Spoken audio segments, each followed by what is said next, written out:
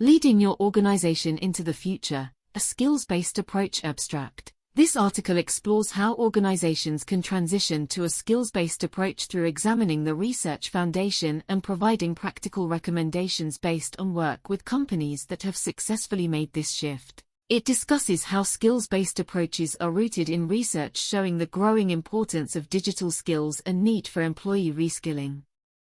The article then recommends that organizations first change internal mindsets from focusing on roles to leveraging skills. Additional steps include developing a granular skills framework, aligning HR systems like recruiting and performance reviews to the framework, implementing upskilling programs for current employees, and instituting metrics to measure progress and identify areas for improvement. Case studies and examples from various industries are used to illustrate how a holistic transformation to skills-based thinking can unlock potential across an organization and position it for success in a constantly changing environment. As management consultants and organizational researchers, our roles are to study best practices, understand emerging trends, and provide practical guidance to help leaders navigate change. In today's dynamic environment, developing a skills-based approach has become a critical success factor for organizations. My experiences working with numerous companies have shown me that making this shift does not happen overnight. It requires rethinking structures, processes and mindsets in a holistic way. Today we will explore the research foundation for skills-based approaches and provide practical recommendations, examples and insights based on my work with organizations in various industries who have successfully made this transition. Understanding the research behind skills-based organizations. The concept of skills-based organizations is rooted in substantial research on topics like competency frameworks, skill ecosystems and future of work trends. Scholars like David Bakshi, Jacques Buin, and Nicolas van Zeebroek analyzed vast datasets and found that digital skills will become increasingly important across all industries and job types. 2017. Their work showed digital permeation occurring in once traditional roles like accountants, teachers, and nurses.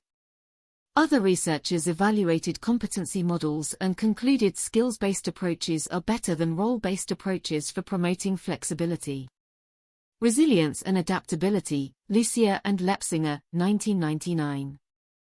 Additionally, the World Economic Forum's 2020 Future of Jobs report projected that by 2025, 50% of employees will need reskilling as technologies disrupt existing jobs and create new categories of work. 2020. Their findings highlight the growing skills gaps organizations must address to retain top talent and stay competitive. Taken together, this research establishes skills as the future currency for both individuals and enterprises.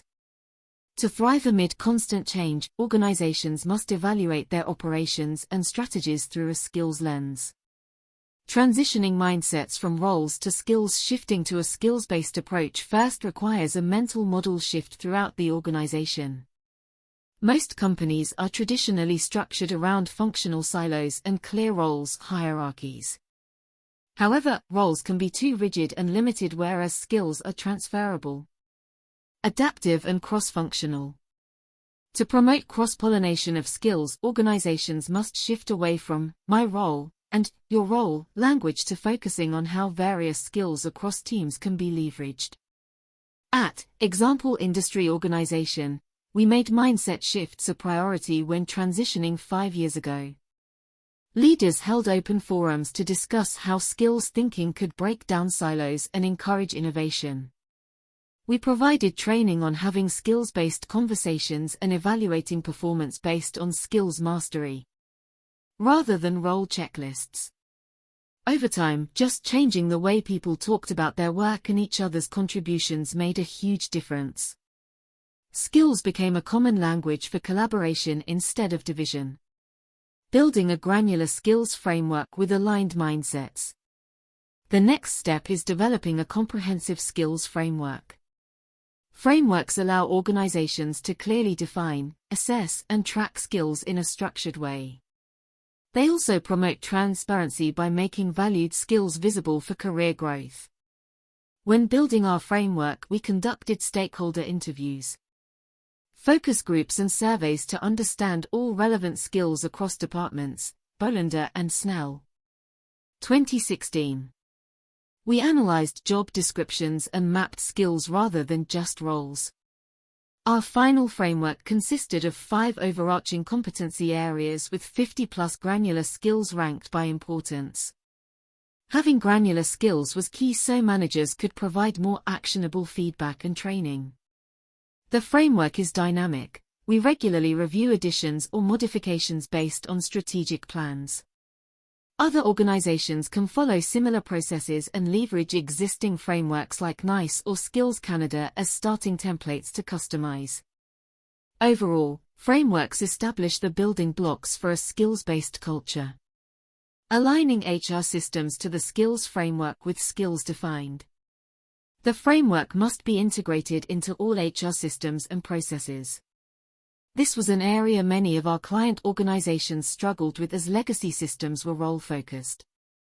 Recruiting, performance reviews, learning and development. Succession planning, each function required overhaul.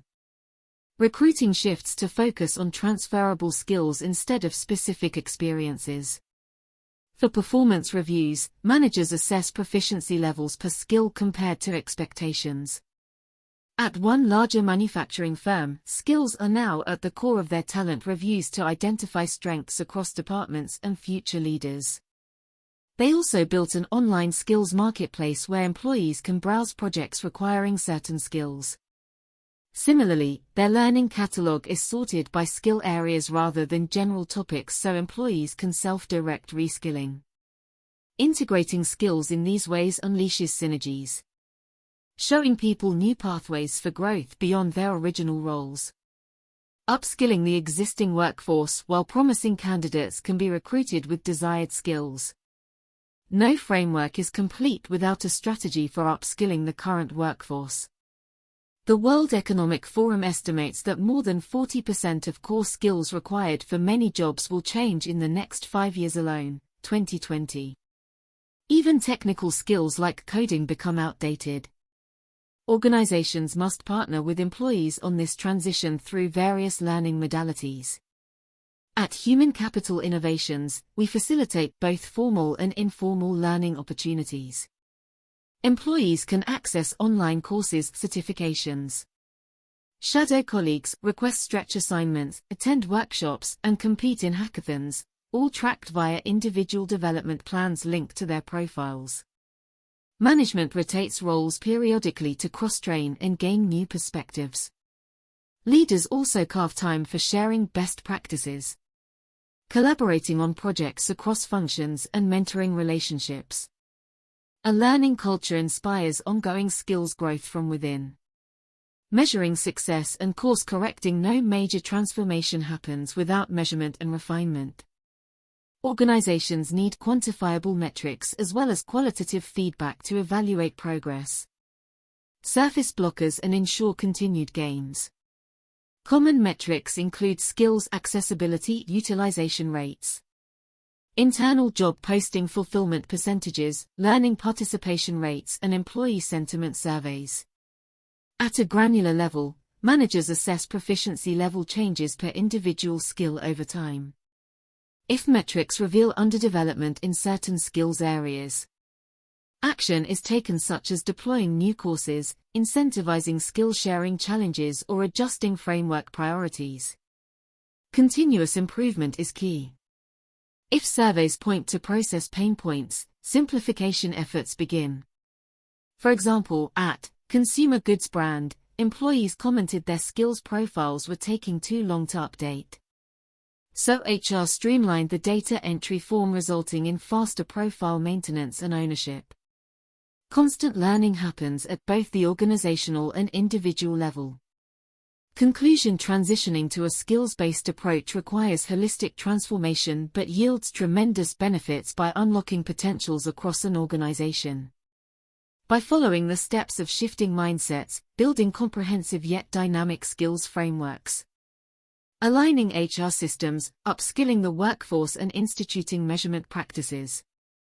Companies can develop a skills-based culture and workforce of the future. My hope is this practitioner-oriented perspective and practical industry examples provide a roadmap to get your own organization started on the journey. Skills thinking will position you to tackle whatever challenges may come by capitalizing on the diverse strengths within. Let's connect further on how I may help guide your transition in a customized way.